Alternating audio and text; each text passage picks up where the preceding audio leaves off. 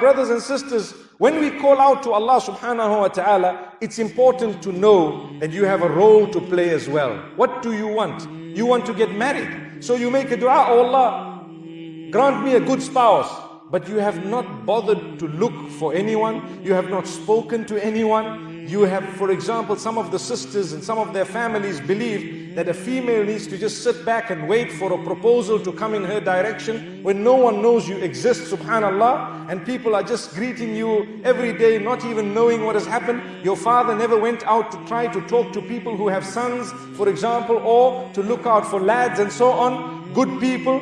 It is the responsibility of Waliul Amr, the guardian, the one who is looking after you, to get you married. It's the responsibility of the guardian. The guardian is considered a person who has failed if he did not actively look for a spouse for those females under his guardianship.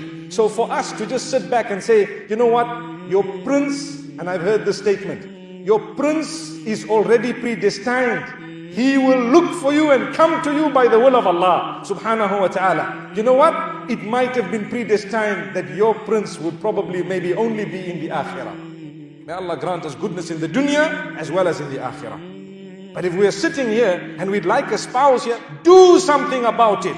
Say the name of Allah, seek the help of Allah, but actively search for a spouse for those under your guardianship. It is a duty upon you. And this is what we fail to realize sometimes.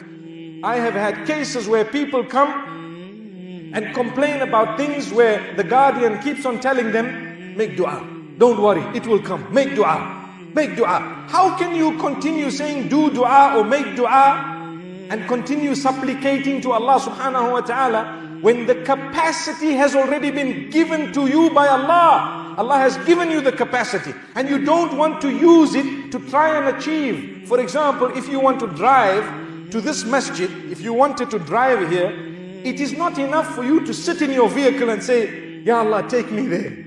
Ya Allah, take me there. Ya Allah, I beg you to take me there. Ya Allah, I'm giving a charity, take me there. I'm reading this surah, take me there. I've given so much, Ya Allah, take me there. I'm your worshipper, take me there. I want to worship you, make it easy for me to go there. You have to turn on the vehicle and you have to drive. As simple as that. But sometimes we do not realize that in life we use the opposite of that when it comes to achieving other things. Why?